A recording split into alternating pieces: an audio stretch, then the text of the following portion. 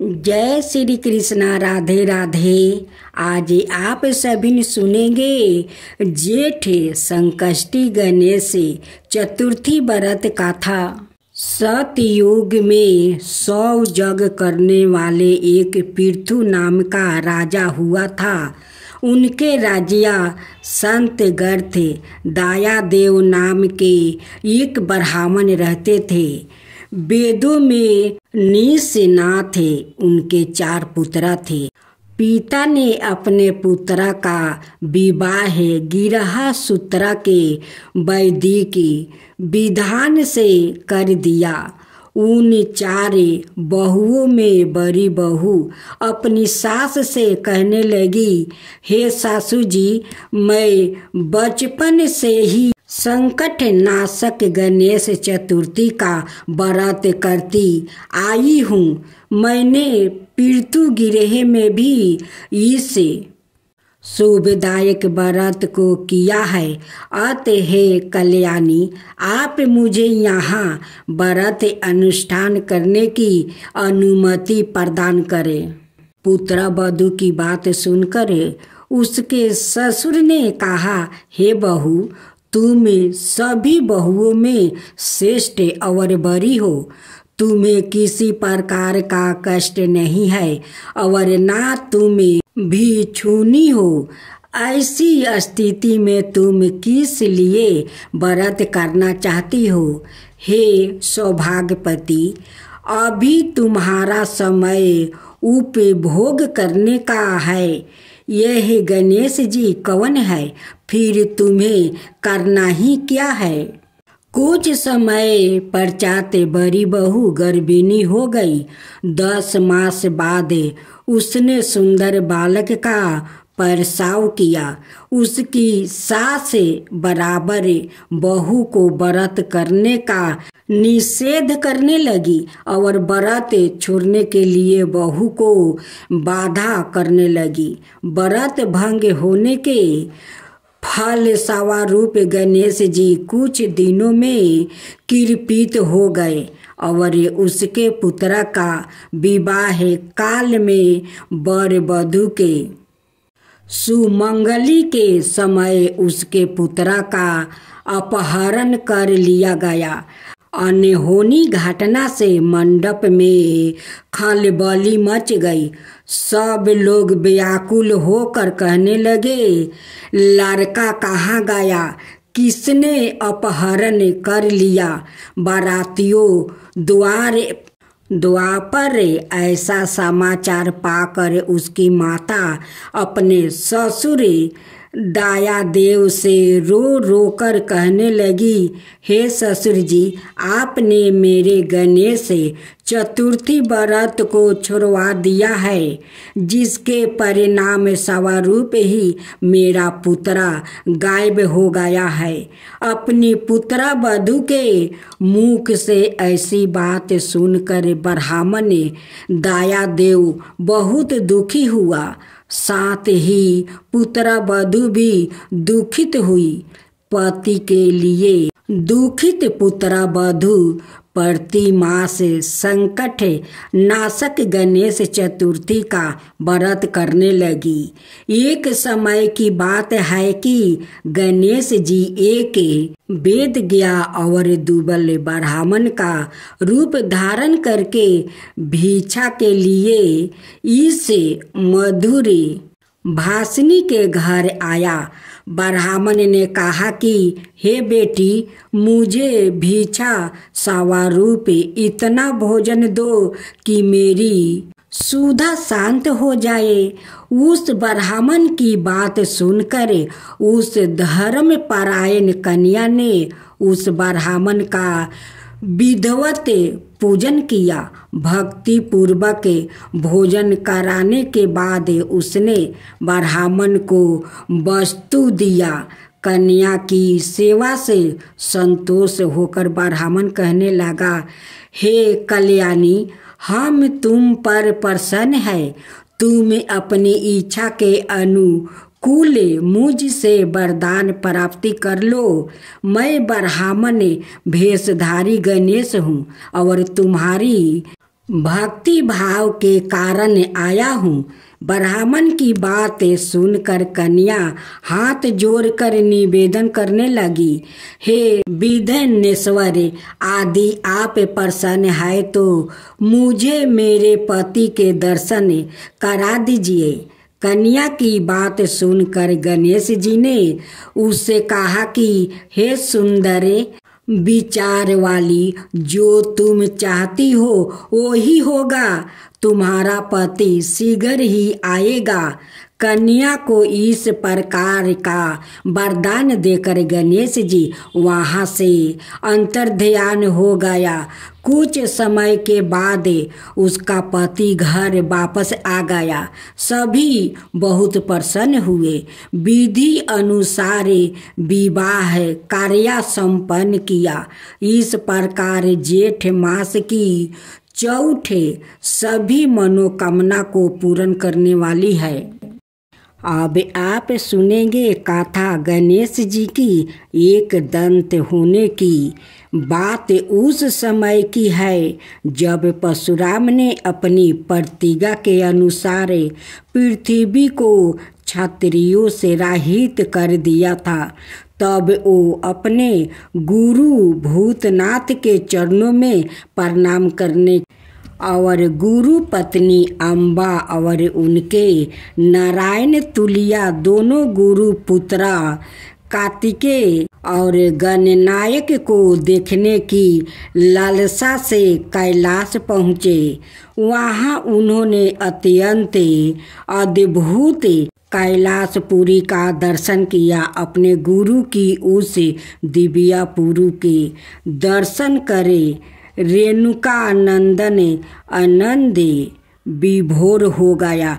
फिर उन्होंने शिव का 15 योजन ऊंचा और 4 योजन विस्तृत अत्यंत सुंदर आश्रम देखा।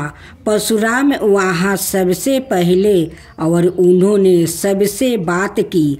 उनके बाद वो नंदीकेश्वर से आज्ञा प्राप्ति करे प्रसन्नता पूर्वक आश्रम के भीतर प्रवेश किया। कुछ ही आगे जाने पर महातपस्वी परशुराम ने बहुमूल्य रत्नों से सैकड़ों मंदिर देखा।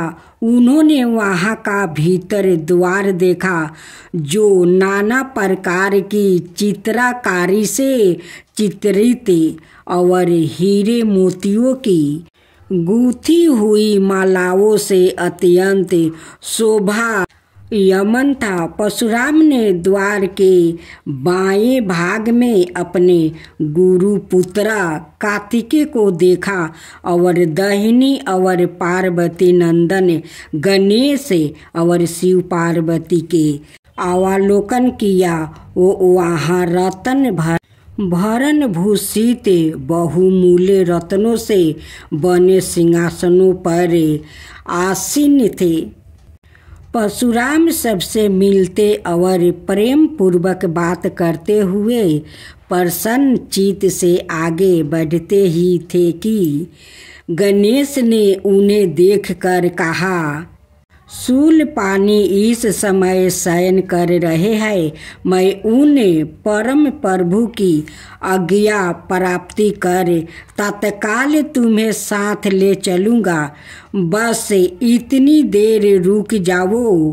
परशुराम ने गणेश के सम्मुख खड़े खड़े उत्तर दिया, बंधुवर, मैं अपने गुरु शिव और माता पार्वती के दर्शन करना चाहता हूँ। मैं उनके चरणों में प्रणाम करे अभी लौट जाऊँगा। गणेश ने उन्हें अनेक प्रकार से समझाते हुए कहा, इस समय भूतेश्वर शिव और माता पार्वती अंतपुर में है, अतएव अभी आपको वहाँ नहीं जाना चाहिए। परम गुरुदेव शिव और माता पार्वती के चरण कमलों के दर्शन करने का मेरा साहस अधिकार है। परशुराम अपने आग्रह पर डटे थे, किंतु गणेश उन्हें अत्यंत विनय पूर्वक समझाते रहे। मैं तो परम पिता शिव और माता पार्वती के दर्शनार्थ जाऊंगा ही। यह कहकर परशुराम आगे बढ़ना ही चाहते थे कि गणेश ने उन्हें रोक दिया। 21 बार पृथ्वी को क्षत्रियों से रहित करने वाले भृगु नंदन कृपित हो गए और उनका गणेश से विवाद ही नहीं हुआ, हाथाबाही भी होने लगी। कुमार कार्तिकेय ने उन्हें समझाने का प्रयास किया, किंतु क्रोधे परशुराम ने उन्हें धक्का दे दिया, जिससे वो गिर गया। शिवपुत्र गणेश ने उठकर परशुराम की उदर दानता के लिए उनकी भर्त दर्शन की तो क्रोध परशुराम ने अपना तीक्ष्ण परशु उठा लिया। तब गणेश ने अपनी सूर बढ़ाकर उन्हें उसमें लपेट लिया और घुमाने लगे। गणेश की सूर में लपेटते परशुराम समर्था असहाय और निरुपा थे। गणेश के योग बल से परशुराम संत भीत रह गया। गणेश ने परशुराम को सपत द्वीप, सपत पर्वत, सपत सागर, भूलक सरक लोक, जन लोक, दुरूप लोक, गौरी लोक और शंभु लोक में घूमते हुए समुंदर में फेंक दिया। परशुराम समुंदर में तैरने लगे तो निरामय गणनाथ ने उन्हें पुनः अपने सूर में उठा लिया और घूमते हुए वैकुंठ धाम दिखाकर गोलक धाम का दर्शन करा दिया। वहाँ परशुराम ने मंद मंद मुस्कुराते हुए बंसी विभूषित नौ नीरद श्री कृष्णा के साथ रास रमेश्वरी राधा का दर्शन किया। तो वो बार बार उनके मंगलमय चरण कमलों में प्रणाम करने लगा। कुछ देर बाद परशुराम सचेत होकर पृथ्वी पर गिर पड़े। उस समय उनका प्रतिबद्धि मुख संत भक्त गणेश जी द्वारा किया हुआ स्तन भन भी दूर हो गया। तब उन्होंने अपने अभिष्ट देवता श्री कृष्णा के जग गुरु शिव द्वारा दुर्लभ स्तोत्र और कवच का स्मरण किया और संपूर्ण शक्तियों से सूर्य की प्रभाव के तुल्य तीक्ष्ण तम से अपने परशु से गौरी नंदन पर प्रहार कर दिया। गणेश ने अपने परम पूज्य पिता के अबोध अस्त्र का सम्मान करने के लिए उसे अपने बाएं दांत से पकड़ लिया। शिव शक्ति के प्रभाव से वो तेजस्वी परशु गणेश के बाएं दांत को समूल काट कर पुण्य रेणुका पुत्र परशुराम के हाथ में लौट आया। गणेश का दांत टूटते ही भयानक गर्जना हुई और रक्त का फवारा फूट पड़ा।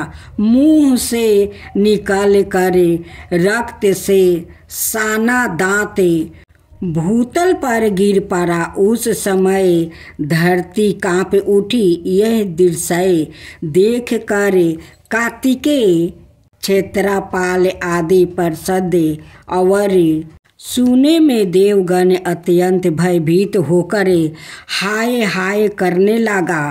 कैलाश वासी डर से मूर्छित हो गया। निद्रापति सुधराता माँ शिव की निद्रा भंग हो गई। बेटा यह क्या हुआ?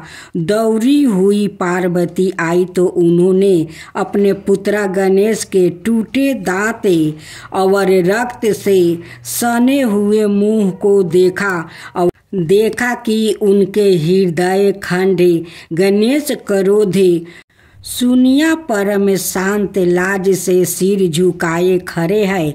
अत्यंत व्याकुल होकर उन्होंने स्कंद से पूछा, क्या बात है?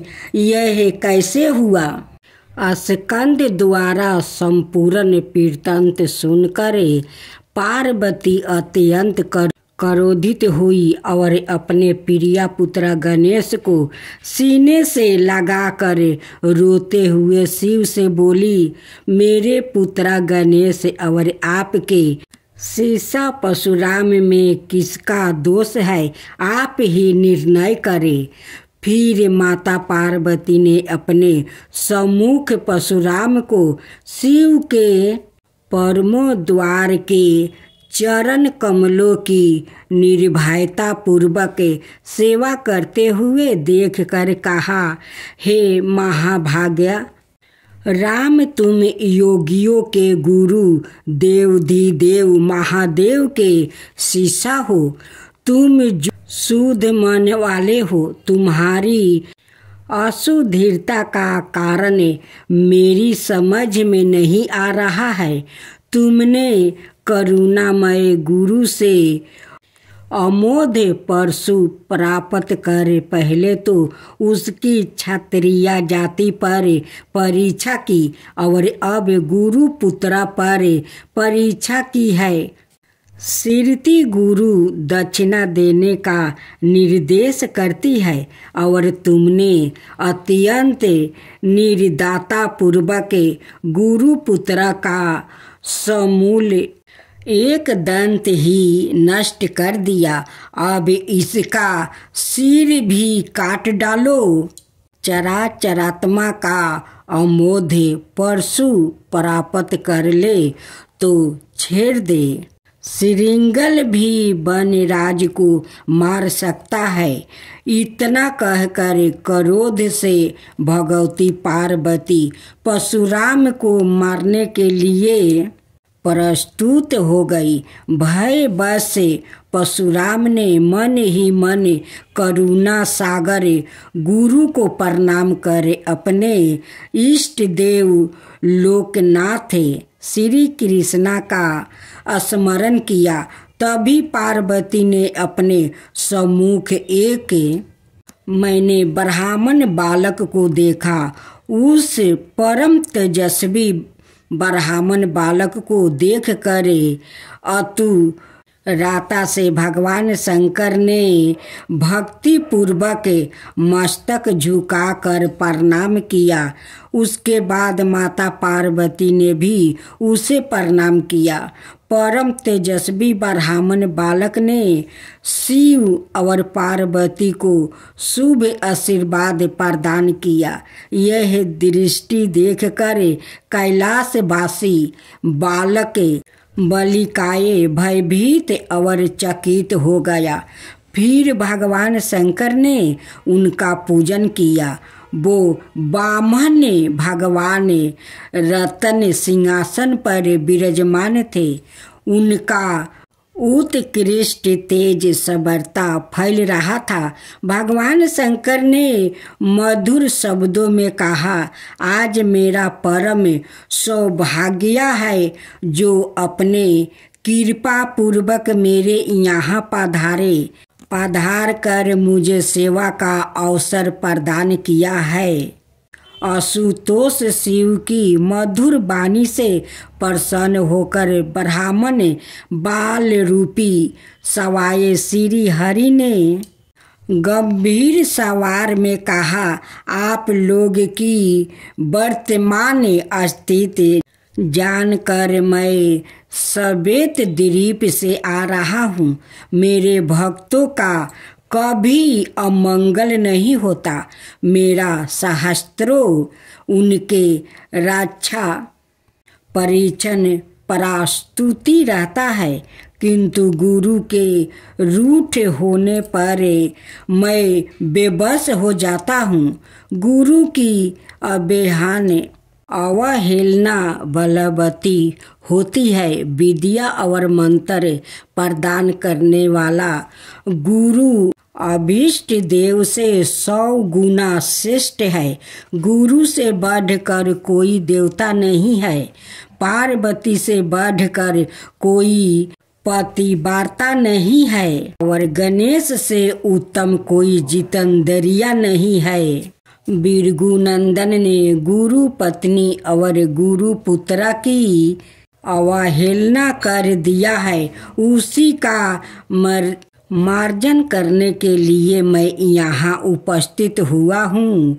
श्री हरि ने भगवान शंकर के बाद भगवती पार्वती से कहा, तुम जग जननी हो। तुम्हारे लिए गणेश, कार्तिकेय और परशुराम भी पुत्रा तुल्य है। इन परशुराम के स्नेह के प्रति शिव और तुम्हारे मन में भेद नहीं है। अतः जो उचित समझो करो। देव 12 प्रबल होता है। बालकों का यह विवाद तो देव दोष से ही घटित हुआ है। तुम्हारे इस प्रिय पुत्र का एक दंत नाम वेदों में प्रसिद्ध है। फिर श्री हरि ने परशुराम से कहा, राम, तुमने क्रोधवश शिव पुत्र गणेश का दंत तोड़कर अनुचित किया है। इस कारण तुम निश्चय ही अपराधी हो। यह सबर शक्ति सवारूपा पार्वती प्रकृति से परे और निर्गुण है। श्री कृष्णा भी इन्हीं की शक्ति से शक्तिशाली हुआ है। यह समस्त देवताओं की जननी है। तुम इनकी स्तुति कर इन्हें संतोष करो। इतना कहकर श्री हरि वैकुंठ के लिए प्रस्थान कर गया।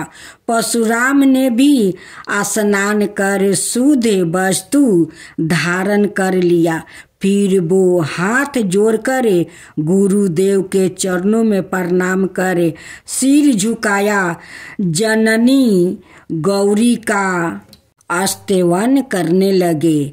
भक्ति बरे परशुराम के संपूर्ण अंग पुलकित थे, आनंदाश्रु प्रवाहित हो रहे थे। इस प्रकार करुणा प्रार्थना करते हुए अंत में परशुराम ने कहा, जग जननी रक्षा करो, मेरे अपराध को क्षमा कर दो। भला कहीं बच्चे के अपराध करने से माता कृपित होती है। यह कहकर परशुराम ने माता पार्वती के चरणों में प्रणाम किया और अत्यंत दुखी होकर रोने लगा। परशुराम की करुणा प्रार्थना से करुणामयी पार्वती का हृदय द्रवित हो गया। उन्होंने प्रतिपूर्वक परशुराम को अभय वरदान देते हुए कहा, बेटा अब शांत हो जाओ। असुतोष के अनुग्रह से तुम्हारी सर्वत्र विजय हो। सबरते रत्मा श्री हरि तुम पर सदा प्रसन्न रहे। गुरुदेव शिव में तुम्हारी भक्ति दृढ़ रहे। तुम अमर हो जाओ। इस प्रकार दयामयी पार्वती ने परशुराम को आशीर्वाद दिया और वो अपने अंतपुर में चली गई। उस समय वहाँ श्री भगवान के मंगल नाम का उच्चारण घोष होने लगा। फिर परशुराम ने एक दंत गणेश का स्तवन किया और गंध पुष्प धूप दीप एवं तुलसी रहित नववेद आदि से लंबोदर की प्रीति पूर्वक पूजा की। परशुराम ने भक्ति भाव से भाई गणेश को संतोष कर माता पार्वती और कृपा सिंधु त्रिलोचन के चरणों में प्रणाम किया। फिर उन्होंने गुरु की आज्ञा प्राप्ति करे प्रसन्नता पूर्वक वहाँ से प्रस्थान। जय जय जय गणपति गणराजू, मंगल भारण कर सुधि काजू। जो गज बंदन साधन सुखदाता, विश्व विनायक बुद्धि विधाता। बर की ठुंडी सूची सुंदे सुहाना, तिलक की पुण्य भाल मनि भावनी। राजत मानी मुक्तन उर्माला, सौरन मटुक सिर नयन विशाला। मस्तक पानी कोठर त्रिशूली, मोदक भोगे सुगंधित फूल। सुंदर पीताम्बर तन साजता, चरण पटुका मुनि मन राजते। धनी शिव सुवन संगी नाना भरता, गौरी लालन विश्व विखायते। रिधि सिद्धि तब चौर सुधारे, मूषक वाहन सोहत धारे। कहो जनक सुधि कथा तुम्हारी, अति सूची पवन मंगलकारी। एक समय गिरिराज कुमारी, पुत्रा हेतु तप की नहीं भारी। भयो जग जब पूरन अनुपा, तब पहुँचाओ तुम धारी। धीरज रूपा अतिथि जानिक गौरी सुखारी। बहु विधि सेवा करी तुम्हारी, अति प्रसन्न होबे तुम बर दिनहा। मातु पुत्र हित जो ताप किनहा, मिलहि पुत्रा तुम्हि बुद्धि विशाला। बिना गर्भ धारण एहि काला, गणनायक गुणी ज्ञान निधाना। पूजित प्रथम रूप भगवाना, आस कही अंतर ध्यान रूप हमें। पालना परिपालक सावरूप हमें। वाणी शिशु रोदन जब ही तू मिठाना। लखी मुख सुख नाही गौरी समाना। सकल मंगल सुख मंगल गावही, नाभिते सुवन सुमन बरसे वाही। शंभु उमा बहु ताने लुटवाही, सुरमुनि जने सुति देखने वाही। लाखी अति आनंद मंगल साजा, देखन भी आए सनी राजा। निजी अवगुणी गुणी सनि मन माही, बालक देखन चाहत नाही। गिरिजा कुछ मन भेद बढ़ावे, उत्साह मोर नासानी तुम्हारी भावे। कहत लाग सनि मन सकुचाई, का करियो शिशु मोहि देखाई। नहीं विश्वास बहुरे